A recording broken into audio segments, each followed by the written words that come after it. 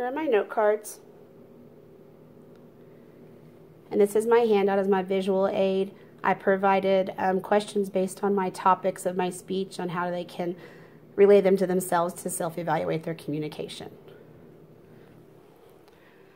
And this is my audience.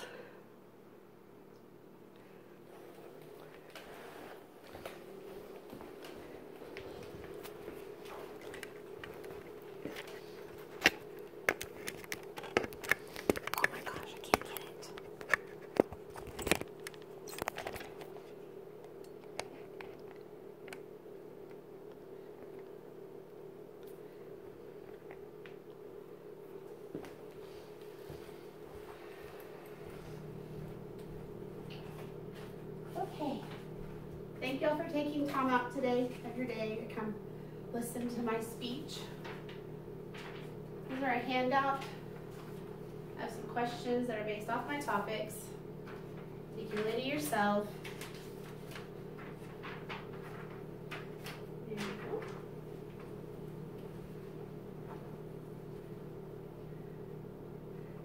In a 2015 Journal of News, Media, and Mass Communication, communication is defined as the process by which a message is conveyed. If the message is conveyed clearly with the way it was intended, that means it's effective communication. However, if it's not conveyed or received in the way that you intended, that means your communication has met some barriers. My name is Stephanie Scott. I'm going to be talking today about effective communication. I've been a property manager in the affordable housing industry for about 7 years. And effective communication is a critical part of my job as far as the success of it and building relations with my residents. I communicate with people all day of different ages, from different walks of life, also different cognitive abilities. I learned a lot about communication through trial and error, as not all of my communications have gone as I planned. I had a resident a couple years ago that was applying for an ADA compliant unit due to his handicap. And there is a lot of verification paperwork involved for it to be eligible for that unit. He was complaining about the process, about how much there was. I was trying to be empathetic, and I made the comment, I understand, I wish we didn't have to have them. A couple hours later, I get a call from my supervisor that this man is threatening to lodge a discrimination complaint against me based off my comment, because my comment made him feel as if I didn't want to serve the handicapped community on my property. We create our own barriers when we do not evaluate our listener, be clear and concise in our message, and pay attention to our nonverbal communication. The first step we're going to talk about is who are we talking to? Evaluating your listener is the first criterion of effective communication.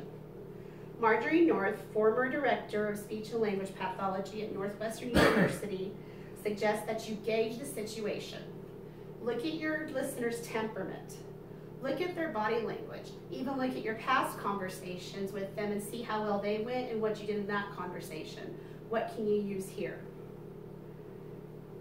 Once you've done that, she suggests adjusting your tone and your timing.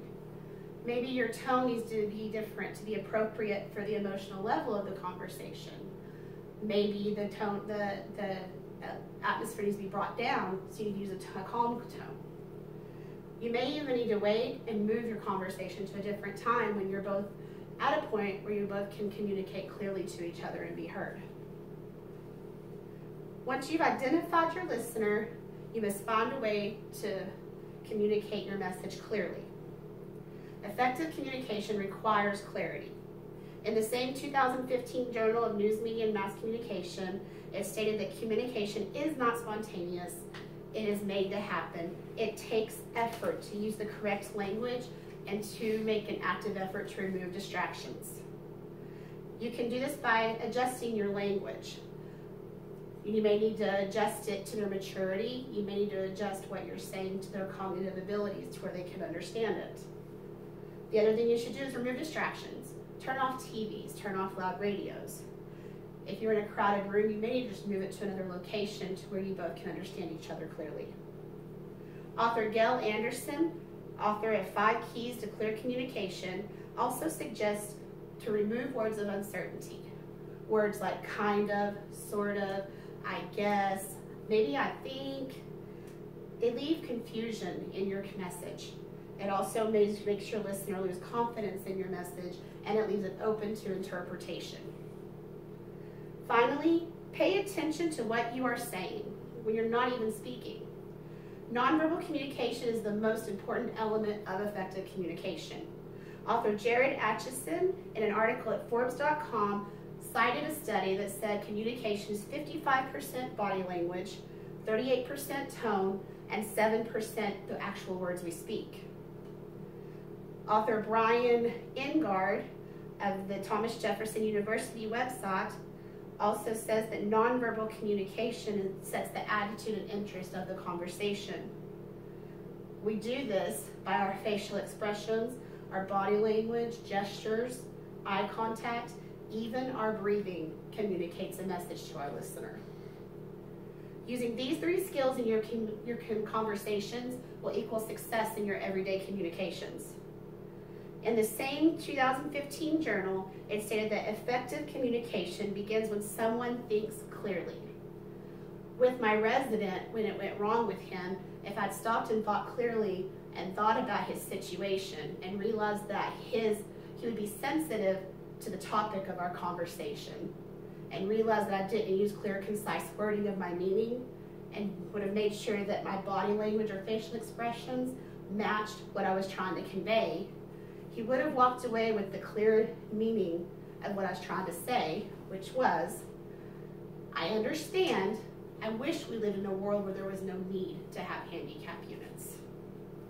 When we make the true effort to evaluate our listener, be concise and clear in our message, and pay attention to our nonverbal communication, we remove the barriers that prevent effective communication.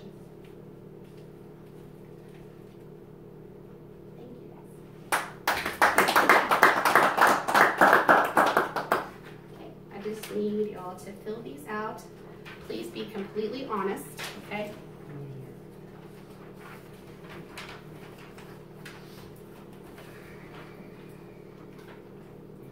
Okay.